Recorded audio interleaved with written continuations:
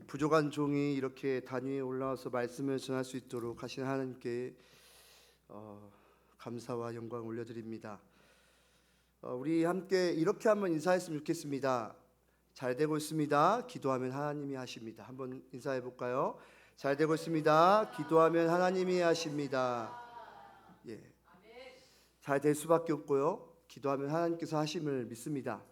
제가 사역을 하면서 그거는 확실하게 경험하고 이 자리에 서서 선포하는 것 같습니다.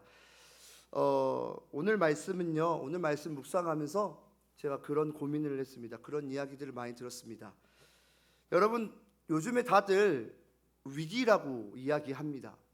여기저기서 위기라고 얘기합니다.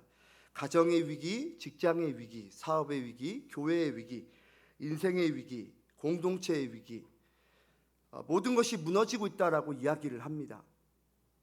하나님이 사랑하시는 성도 여러분, 오늘 저와 여러분들의 삶은 어떠십니까?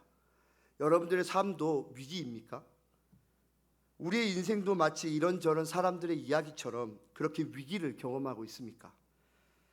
오늘 이런 질문을 안고 있을 때 하나님은 사무엘을 통해서 저와 여러분들에게 말씀하고 있습니다. 다시 미스바로 올라오라. 오늘 말씀을 보기 전에 오늘 이 말씀이 우리에게 찾아오는 인생의 문제를 어떻게 헤쳐나갈지, 문제를 가진 이들이 어떻게 하면 살아갈 수 있을지를 보게 합니다. 우리 3절 한번 다시 한번 읽겠습니다. 3절입니다. 사무엘이 이스라엘 온 족속에게 말하여 이르되 만일 너희가 전심으로 여호와께 돌아오려거든 이방 신들과 아스타롯을 너희 중에서 제거하고 너희 마음을 여호와께로 향하여 그만을 섬기라. 그리하면 너희를 블레셋 사람의 손에서 건져내시리라.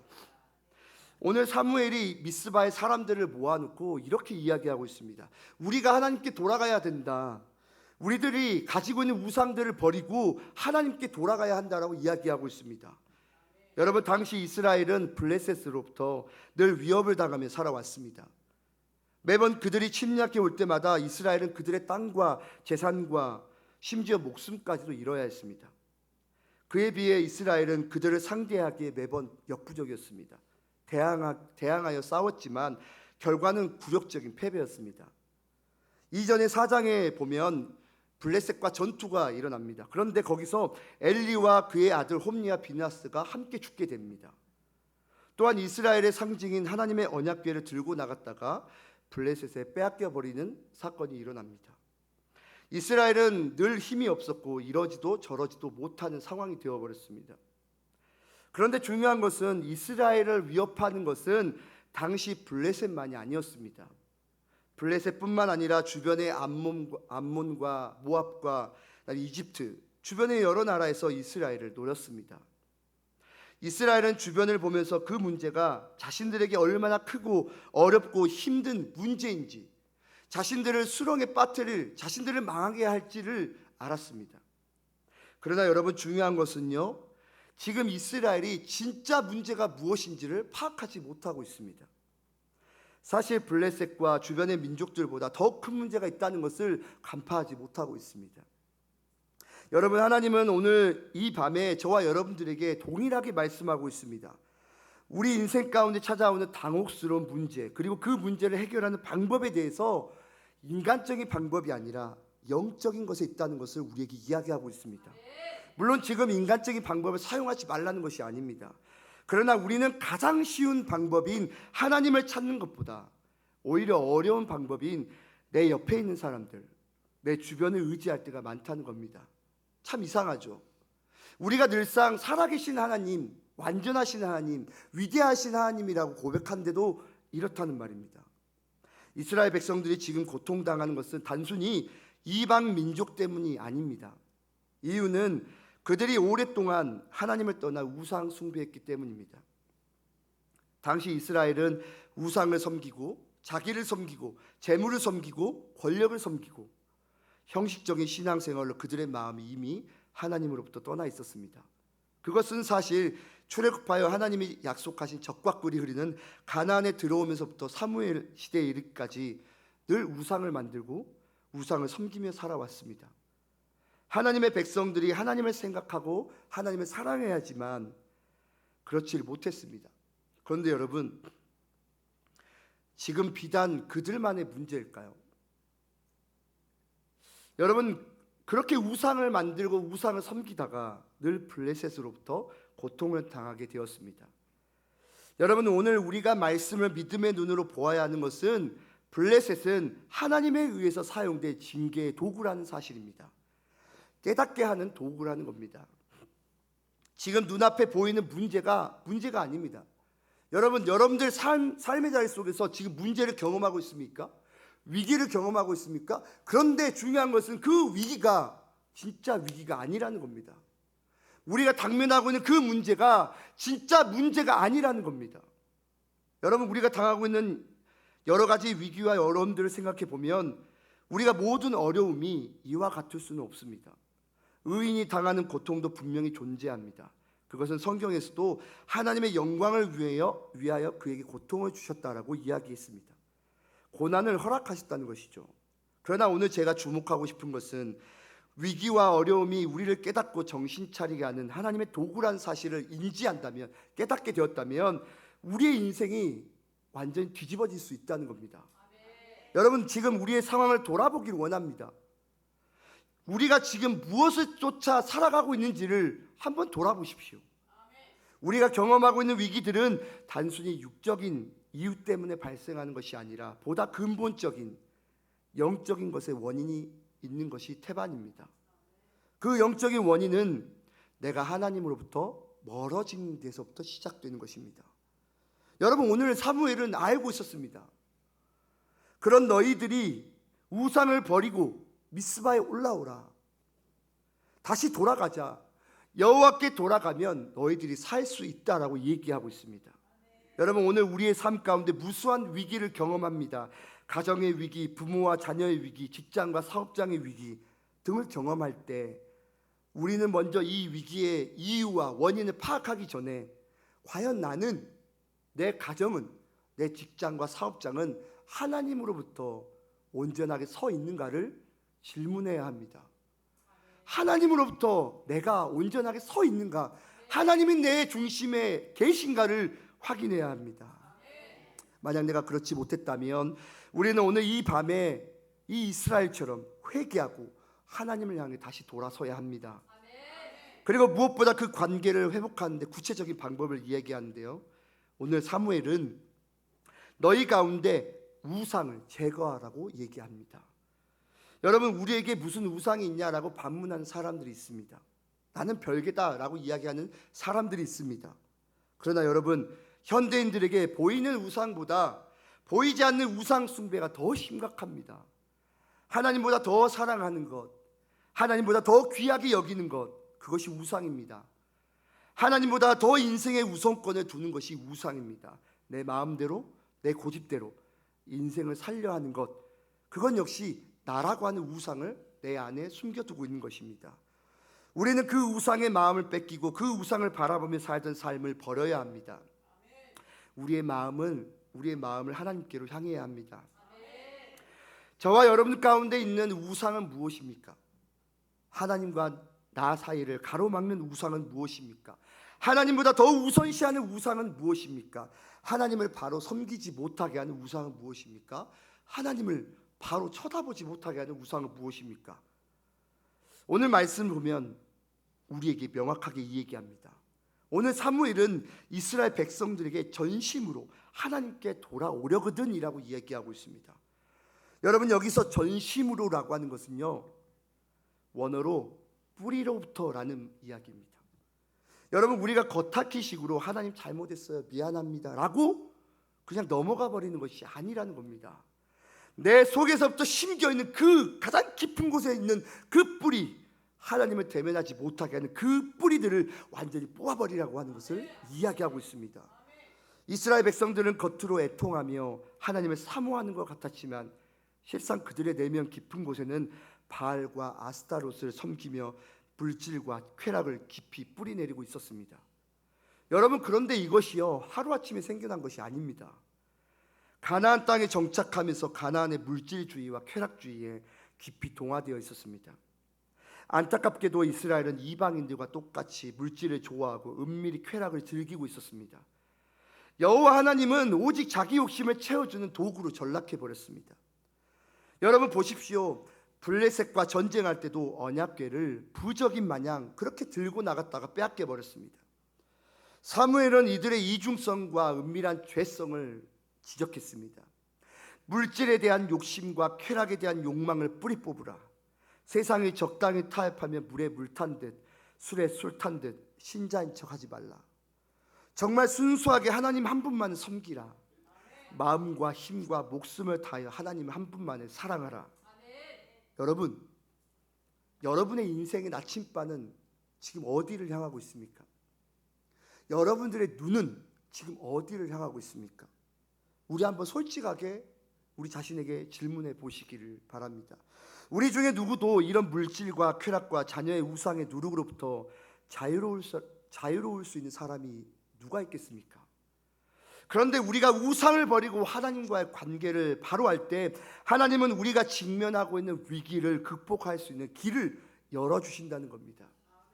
여러분, 서두에 제가 이렇게 인사했죠. 잘 되고 있습니다. 기도하면 하나님께서 하십니다. 여러분, 하나님을 바라볼 때, 하나님을 쫓을 때, 하나님 앞에 나아갈 때 잘 될 수밖에 없습니다. 그것은 단순히 기복신앙만 이야기하는 게 아닙니다. 로드십을 이야기하는 것입니다. 나의 주인이 누구신지를 이야기하는 겁니다. 그 주인을 고백할 때 그 주인은 우리에게 좋은 것을 허락하신다는 겁니다. 그러면서 사무엘이 미스바에서 그들을 향해서 외쳤습니다.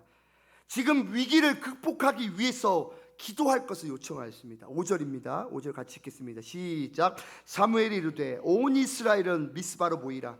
내가 너희를 위하여 여호와께 기도하리라 하매. 사무엘과 이스라엘 백성들이 민족의 위기 가운데 제일 먼저 한 행동은 전쟁을 준비하는 것이 아니었습니다. 기도하는 것이었고 기도하라는 것이었습니다. 여러분, 기도란 무엇입니까? 우리가 늘상 기도하죠. 그런데 기도란 무엇일까요? 기도는 나를 포기하고 하나님을 의지하는 행위입니다. 로드십입니다. 나의 왕 되신 그분을 높여드리는 것입니다. 철저히 자기를 부정하는 행위입니다. 여러분, 하마르티아라고 하는 죄라고 하는 단어가 있습니다. 이 단어는요, 화살이 관역을 향해서 정확하게 꽂혀야 하는 것이 믿음이고 하나님의 뜻인데 그렇지 못하는 상태를 죄라고 이야기합니다. 그런데 여러분, 우리가 인생을 살다 보면 자꾸만 하나님의 뜻에 관역을 맞추지 못하는 일들이 일어납니다. 여러분, 실패할 수도 있고 힘들고 지치고 무너질 때도 있습니다. 그래서 하나님의 뜻을 향해 걸어가는 것이 힘들고 좌절할 수밖에 없습니다. 그러나 또 일어서면 되고 그 자리를 다시 박차고 걸어가면 되는 것입니다. 그런데 중요한 것은요, 그런데 문제는 다시 화를 조정해서 관역을 제대로 보고 화살을 쏘려고 하는 것이 아니라 가만히 있는 관역을 내가 움직여 버리려고 한다는 겁니다. 화살이라고 하는 나의 인생의 계획, 화살이라고 하는 나 자신, 화살이라고 하는 내가 사랑하는 것을 그대로 놔둔 채 하나님의 뜻인 관역을 내 마음대로 움직이려고 한다는 겁니다. 이게 옮겨지는 것입니까?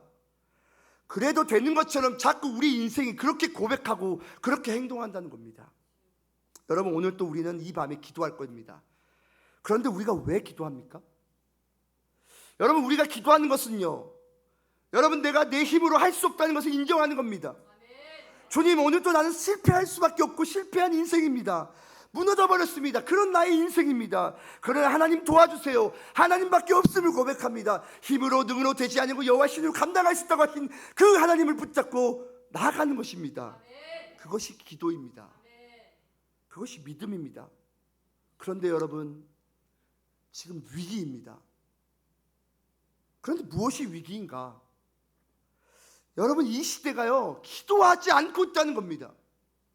기도하지 않다고 하는 것이 무슨 뜻일까요? 더 이상 하나님이 필요 없다는 겁니다. 그런데 이것이 안 믿는 사람들의 이야기가 아니라 지금 믿고 있는 우리들에게서 일어난 일이고 우리의 자녀들로부터 일어나는 일이라는 겁니다. 여러분, 죄송합니다만 부모가 기도하지 않습니다. 부모가 기도에 대한 열정이 없습니다. 기도에 대한 확신이 없습니다. 회개를 동반한 절박한 기도가 없습니다. 삶을 뒤집으려 하는 기도가 없습니다. 기도하는 것을 귀찮아합니다. 그러니 자녀들이 어디서 그 기도하는 것을 배울 수 있겠습니까? 부모가 자기 마음대로 살아가는 것을 봅니다. 하나님 없이도 돈으로, 사람으로, 학벌로, 직장을 선택하며 살아가는 그것을 강조하는 부모의 모습을 보면서 어떻게 하나님의 살아계심을, 하나님의 온전하심을, 하나님의 완벽하게 이루어가심을 알 수 있겠습니까? 어떻게 자녀들이 기도할 수 있겠습니까? 여러분, 기도는요, 우리 인생에서 할 수 있는 가장 최선의 방법이고 최고의 행동입니다. 하나님의 백성들이 위기 가운데 가장 먼저 해야 하는 행동은 모든 것을 멈추고 하나님께 간구하는 것입니다. 기도는요, 모든 것을 다 해본 후에 어쩔 수 없이 하는 그런 행위가 아닙니다. 어떤 분들은요, 세상적인 방법, 인간적인 방법을 다 동원해보고 안 되면 지푸라기 잡는 심정으로 그렇게 마지막으로 기도해볼까? 라는 심정으로 그렇게 기도하는 사람도 있습니다. 여러분, 완전히 잘못된 거예요. 완전히 잘못된 겁니다. 기도는 지푸라기라도 잡는 심정으로 하는 것이 아닙니다. 기도는 우리 성도들이 할 수 있는 최고의 문제 해결 방법이자 가장 먼저 해야 하는 최선의 행위입니다. 오늘 본문에서 사무엘이 사람들을 미스바로 모이겠습니다. 그런데 여러분, 이 미스바는요, 예루살렘에서 북서쪽으로 약 8km가 떨어진 곳이고 해발 880m입니다. 대관령이 해발 832m인데 대관령보다 50m가 높습니다. 이스라엘 지형은 땅의 해수면보다 낮기 때문에 미스바로 모이는 것은 우리가 대관령으로 올라가는 것보다 더 힘들고 숨이 찹니다. 그냥 평지도 아니고 힘든 골짜기로 왜 올라오라 할까요? 왜 미스바로 올라오라 했을까요? 이것은 이스라엘 백성들을 향해서 의식적으로 결단하게 하는 행동입니다. 기도할 수밖에 없도록 만드는 그 의지적인 그 결단을 이야기하고 있습니다. 좀 힘들고 다리가 아프고 숨도 차고 땀도 뻘뻘 흘려야 하지만 올라가면서 나의 정욕과 우상의 누더기들을 의식적인 행동을 통해서 벗어버리고 부르짖어 기도하는 그 행위를 사무엘이 지금 시키고 있는 것입니다. 여러분들은 하루의 기도의 양이 얼마나 되십니까? 이런 말을 하는 것이 조금은 부끄럽습니다. 그런데 우리의 현재 주소입니다. 우리 신앙의 현재 주소입니다. 여러분, 세상 일은 그렇게 집중하고 집요하게 치열하게 살아가면서 시간을 들여서 투자하는데, 그런데 정작 기도는, 그렇게 중요하다라고 말하는 기도는 얼마나 하십니까? 살아계신 하나님, 전능하신 하나님, 우리의 길을 인도하신 하나님이라고 얘기하면서 그 능력에 얼마나 투자하십니까? 예수 이름에 능력이 있다고 말하면서 그 이름의 능력을 얼마나 신뢰하고 외치고 살아가십니까? 모든 능력을 파하는 예수 그리스도. 여러분, 저 청년들한테 물어보면요, 밥 먹을 때 3번 고백하는 게 다라고 하는 게 허다합니다. 환장합니다. 환장해. 여러분, 삶 속에서 기도합니다라고 할 수 있습니다. 그러나 오늘 제가 말하는 것은 그런 차원의 기도가 아닙니다. 자기만의 기도 스타일이 있겠죠. 기도의 종류도 다양합니다. 그런데 오늘 우리에게 말하는 사무엘의 이 간구는 자기 삶을 두고 하나님 앞에 부르짖는 기도입니다. 너의 인생을 구원할 자가 누구인가? 너의 인생을 인도할 자가 누구인가? 내 삶을, 내 가정을, 내 산업을, 내 직장을 인도할 자가 누구인가? 창자가 끊어지도록 기도하는 그 하나님 앞에 나아갔던 그 한나의 기도처럼 말입니다. 오늘 6절 다시 한번 읽겠습니다. 6절입니다. 시작. 그들이 미스바에 모여 물을 길어 여호와 앞에 붓고 그날 종일 금식하고 거기에서 이르되 우리가 여호와께 범죄하였나이다 하니라. 사무엘이 미스바에서 이스라엘 자손을 다스리시니라. 여러분, 여기에 보면요, 물을 길러 여호와 앞에 부었다라고 했습니다. 여러분, 이것은요, 어떤 표현이냐면 심령을 쏟아붓는 행위입니다. 또 금식하며 이르되 우리가 여호와께 범죄하였나이다라고 기도했습니다. 여러분, 이것은 그냥 일상적인 기도하는 것을 그치지 않았다는 것을 봅니다. 그들은요, 자신의 모든 죄를 낱낱이 회개하면서 기도하고 있는 것을 봅니다. 회개하며 나아가는 자는 그냥 하지 않습니다. 여러분, 그냥 그렇게 적당하게 예배드리며 기도하지 않습니다. 전심을 다해서, 목숨을 다해서, 최선과 충성을 다해서 주님의 은혜를 간구하는 것입니다. 요즘에 제가 청년들한테 캐치프레이로 이렇게 외치는 게 있습니다. 그게 뭐냐면 우리 예배가 인생 최고의 예배가 되자. 남아서 드리는 그런 예배가 아니라, 짝퉁이로 드리는 그 예배가 아니라 오늘 내가 드리는 이 예배가 인생 최고의 예배가 되자라고 얘기합니다. 그래서 그냥 일어나서 찬양하자 합니다. 그러니까 말씀 드릴 때도 일어나라고 하고 그냥 아멘 하라고 그냥 부르짖으며 기도하고 있습니다. 여러분, 회개하며 나아가는 자, 하나님의 은혜를 갈구망하는 자는 그냥 하지 않습니다. 전심을 다해서 합니다. 목숨을 다해서 합니다. 왜? 살아계신 하나님이시니까요. 내 삶을 인도하시는 그분이 살아있기 때문에 그렇습니다. 다시 7절 읽겠습니다. 7절입니다. 시작. 이스라엘 자손이 미스바에 모였다함을 블레셋 사람들이 듣고 그들의 방백들이 이스라엘을 치러 올라온지라. 이스라엘 자손들이 듣고 블레셋 사람들을 두려워하여. 여러분, 사무엘과 이스라엘 그들의 모습을 한번 상상해 보십시오. 지금 블레셋이 이스라엘이 미스바에 모였다는 소식을 듣고 또 이것이 기회이다라고 생각하면서 쳐들어왔습니다. 사람들의 귀에 들려왔습니다. 블레셋이 쳐들어왔다. 여러분, 오늘 본문을 보면서 위기는 또 위기를 몰고 온다라는 말이 떠오릅니다. 그리고 위기가 찾아왔을 때 이제 우리의 삶은 끝났다. 이제 끝났다. 지금 한국 교회가 그렇습니다. 지금 다들 위기라고 얘기합니다. 출산율도 바닥이고 이제 다음 세대가 없다라고 이야기하고 지금 다 끝났다라고 얘기합니다. 그런데 여러분, 옛날 같았으면 혼비백산에서 다 도망할 텐데, 그런데 지금 사무엘과 이스라엘 백성들이 제일 먼저 한 행동이 무엇입니까? 기도였습니다. 미스바에 그대로 있었습니다. 도망가지 않았고요, 좌절하지 않았고요, 낙심하지 않고 그대로 그 자리에, 그 현장 속에서, 위기라고 말하는 그 현장 속에서 기도하였다는 겁니다. 살아계신 하나님을 찾는 일을 하였습니다. 하나님 도와주세요. 하나님, 우리가 어떻게 해야 할 수 있습니까? 하나님 역사해 주세요. 지금 사람들은 위기라고 얘기하고 떠들고 다닙니다. 사람들은 나를 두려워서 벌벌벌 떨고 있습니다. 그런데 우리는 어떻게 해야 됩니까? 라고 지금 이야기합니다. 여러분, 왜 우리가 기도해야 합니까? 왜 우리가 인생을 하나님께 집중해야 합니까? 8절 한번 보겠습니다. 8절입니다. 이스라엘 자손이 사무엘에게 이르되 당신은 우리를 위하여 우리 하나님 여호와께 쉬지 말고 부르짖어 우리를 블레셋 사람들의 손에서 구원하게 하소서 하니. 여러분, 여기서 보시면요, 이전에 이스라엘 백성들이었다면 이런 위기 상황이 되었을 때 무기를 들고 싸울 준비를 했을 겁니다. 정치적으로 어떻게 하면 해결할 수 있을까를 고민했을 겁니다. 아니면 용병을 찾아서 떠났을 겁니다. 그런데 이제는 그렇지 않습니다. 사무엘에게 어떻게 이야기하죠? 우리를 위해서 기도해달라, 구원을 일으키시는 하나님께 기도해달라고 이야기하고 있습니다. 물론 어떤 사람들은 지금 이 장면이 이스라엘 백성들이 겁을 먹어서 이렇게 이야기한다라고 할지 모르겠습니다. 그런데 여러분, 그렇지 않습니다. 오늘 하나님께서 저와 여러분들에게 이 장면을 보여주시는 것은 이제 그들이 살아계신 하나님을 선택했다는 겁니다. 자신의 우상을 버리고 이게 정말 살아계신 하나님, 완전하신 하나님, 완벽하게 내 길을 인도하시는 그 하나님을 선택했다는 겁니다. 전심으로 자신의 모습을 회개하고 그들의 아무것도 도움이 안 되는 우상이 아닌 살아계신 하나님을 선택했습니다.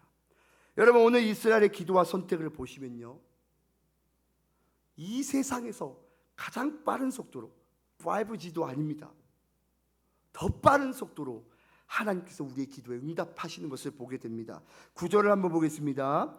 사무엘이 젖먹는 어린 양 하나를 가져다가 온전한 번제를 여호와께 드리고 이스라엘을 위하여 여호와께 부르짖음에 여호와께서 응답하셨도다. 10절도 같이 보겠습니다. 사무엘이 번제를 드릴 때 블레셋 사람이 이스라엘과 싸우려고 가까이 오매 그날에 여호와께서 블레셋 사람에게 큰 우레를 발하여 그들을 어지럽게 하시니 그들이 이스라엘 앞에 패한지라. 여러분, 10절에 보면요, 여호와께서 블레셋 사람에게 큰 우레를 발하여서 내리셔서 그들을 완전히 물리치셨다고 이야기하고 있습니다. 그런데 똑같은 장면인 4장에서는요, 아무리 여호와의 언약궤까지 들고 가도 하나님의 음성을 들리지 않았습니다. 하나님의 도움은 없었습니다. 그러나 지금 언약궤도 없고 정말 하나님밖에 없다고 고백하며 부르짖으며 나갈 때 하나님께서 그들에게 무엇을 베풀어 주셨죠? 구원을 베풀어 주셨습니다. 살 길을 열어주셨습니다. 길을 열어주셨다는 겁니다. 좋은 길을 인도하시는 하나님, 역사하시는 하나님을 보게 됩니다. 여러분, 인간의 힘은 아무리 해도 한 사람의 대적도 물리치기가 어렵습니다. 그러나 간절히 부르짖어 기도하며 나갈 때 하나님께서는요, 우리의 문제를 완벽하게 해결해 주시는 것을 보게 됩니다. 여러분, 거기서 끝난 것이 아닙니다. 길을 열어주셨어요. 살 길을 열어주셨단 말입니다. 그런데 거기서 끝난 것이 아니라 이전에 블레셋으로부터 빼앗겼던 땅과 재산과 성읍들을 다시 되찾을 수 있도록 하나님께서 허락하셨습니다. 여러분, 위기를 극복한 것뿐만 아니라 놀랍게도 그 이전보다 더 좋은 것으로 회복시켜 주시는 하나님을 보게 됩니다. 여러분, 기도하는 사람은 절대 실패할 수가 없습니다. 아니, 잠시 실패한 것처럼 보여도 결국에는 크게 일어날 수밖에 없습니다. 저와 여러분은 기도의 성공자가 되시기를 바랍니다. 기도의 사람이 되어 다시 일으켜 세우시는 하나님의 도우심으로 말미암아 위기를 극복하는 성소가 되시기를 축원합니다. 마지막으로 12절을 보겠습니다. 12절입니다. 시작. 사무엘이 돌을 취하여 미스바와 센 사이에 세워 이르되 여호와께서 여기까지 우리를 도우셨다 하고 그 이름을 에베네셀이라 하니라. 여러분, 위기를 경험할 때 세상적인 방법을 의지하지 않고 오로지 하나님을 의지했던 이스라엘 백성들에게 하나님은 무엇을 허락하셨죠? 에베네셀의 축복을 허락하셨다는 겁니다. 여러분, 에베네셀이 어떤 뜻입니까? 도움의 돌, 능력의 돌, 살아있는 돌이라고 하는 뜻을 가지고 있습니다. 이게 뭡니까? 인생의 무수한 위기 가운데 살아계신 하나님, 전능하신 하나님, 우리의 아버지 되신 하나님을 보았다는 겁니다. 이 에베네셀 하나님이 바로 우리 좋으신 우리 아버지 하나님이십니다. 아멘이시죠? 아멘. 하나님이 사랑하시는 성소교회 성도 여러분, 우리가 지금 위기를 경험하고 있으십니까? 여러분, 답답하십니까? 혹 염려가 되십니까? 불안하십니까? 앞이 보이지 않습니까? 자녀들 때문에 걱정이 되십니까? 문제가 있으십니까? 그러나 오늘 다시 미스바에 올라 하나님을 주목하여 기도했던 이들의 모습을 한번 기억하십시오. 여러분, 숫자가 중요한 게 아닙니다. 내가 어떤 무기를 들고 있는가가 중요한 게 아닙니다. 내가 어떤 말로 그들을 설득시킬 수 있는가가 중요한 게 아닙니다. 얼마나 큰 문제가 내 앞에 있는가도 중요한 것이 아닙니다. 정말 중요한 것은요, 하나님입니다. 내가 어떻게 하나님을 사랑하고 있는가, 내가 어떻게 하나님을 고백하고 있는가, 내가 어떻게 하나님 앞에서 로드십을 고백하고 있는가가 중요한 것입니다. 그것이 인생의 키워드입니다. 사랑하는 성도 여러분, 다시 미스바로 올라가십시오. 기도의 미스바로 올라가십시오. 말씀의 미스바로 올라가십시오. 하나님을 뜨겁게 사랑했던 미스바로 다시 올라가십시오. 저는 바라기는 이곳이 영적 대각성의 역사를 일으켰던 미스바가 되기를 간절히 축원합니다. 성소가 그런 미스바가 되기를 원합니다. 강력한 하나님의 역사를 감당했던 그 미스바가 이곳에서 다시 재현될 수 있기를 간절히 축원합니다. 제가 성소에서 사역할 때 감사하고 기뻤던 것은 목사님께서 항상 말씀하셨던 것이 하나 있었습니다. 그게 뭐였냐면 하나님의 계획에는 우연함이 없다라는 말씀입니다. 살아계신 하나님, 전능하신 하나님, 완전하신 하나님이 나를 이곳에 부르신 것이 우연함이 아니다라는 겁니다. 나와 너의 만남이 우연함이 아니라는 것, 그 말씀이 너무나 기뻤습니다.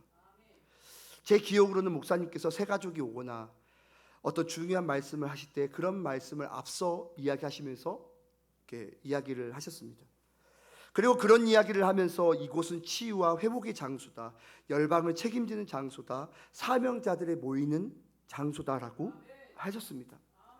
하나님께서 주신 그 역사를 감당하기 위해서 성소에 모여 감당한 사람들을 보았습니다. 하나님만을 갈망하는 사람들을 보았습니다. 하나님을 위해 최선과 충성하는 사람들을 보았습니다. 하나님을 증거하기 위해서 삶으로 나아갔던 사람들을 보았습니다.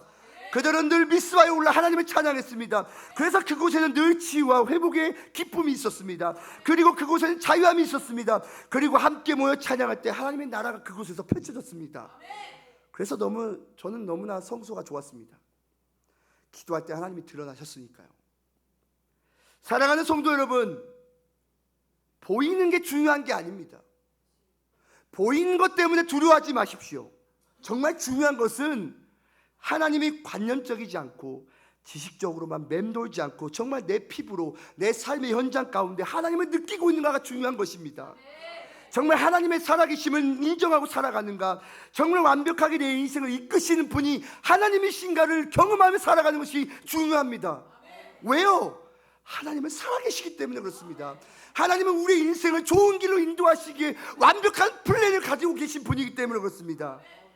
여러분, 우리가 꿈꾸는 것은요, 여타 다른 교회들처럼 그렇게 부흥을 사람들 많이 모아서 그렇게 부흥을 시키는 것이 아닌 줄 압니다.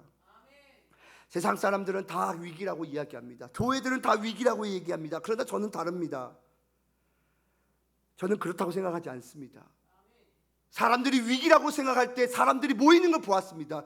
코로나라고 얘기할 때 사람들이 모이는 걸 보았습니다. 제자 훈련을 하면서 사람들이 모였고 그곳에서 기쁨을 감당했고 선교사로 나가는 것을 보았습니다. 여러분, 오히려 이때가 기회입니다. 오히려 이때 우리가 해야 할 사명이 더 뚜렷하게 보이는 겁니다. 오히려 이때가 바로 사명자를 세울 수 있는 귀한 시기라는 겁니다. 여러분, 성소는 성소여야만 합니다. 성소는 성소의 역사를 감당해야 합니다. 여러분, 오늘 미스바로 올라갔던 인생들처럼 온전히 하나님을 바라보고 하나님 앞에 전 인생을 들여 부르짖었던 그들처럼 오늘 이 성소가 미스바가 되어 다시 회복과 치유가 있는 사명자가 모여지는 열방을 책임지는 성소가 되기를 간절히 축원합니다. 여러분, 기도하면 하나님이 하십니다. 기도하면 하나님이 일하십니다.